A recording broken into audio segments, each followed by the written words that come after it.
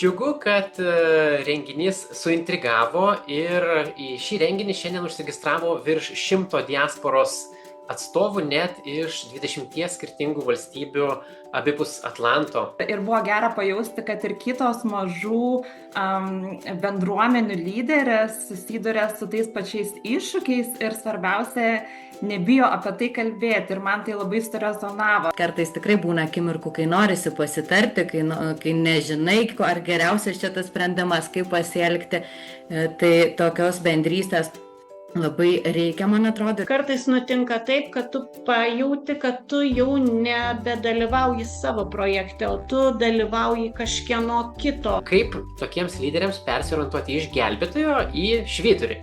Nes visi norėtume būti švyturiai. Iš tiesų, bendruomeniai, kad būtų labiau bendruomeniška, vis tik yra svarbu girdėti vieniem kitus. Ir net ir lyderių reikia paieškoti to, ko vis tik ta bendruomenė nori ir koks yra tos bendruomenės apskritai poreikis. Mes gal nesam tiek vienišos toje bendruomenės lyderystėje, bet mes jautėmės turbūt vieniši savo versluose. Gerbiamas daktarė Raimondai Šilkaitė, turbūt ačiū Jums už tokią Jūsų prasmingą veiklą ir turbūt Rasai Šilkaitiniai. Iš tikrųjų, matyti, kad per 30 metų Jūs esate nuveikę labai daug. Labai visi laukiam idėjų mugės ir tolimesnių iniciatyvų bendradarbiauti su kitom organizacijom.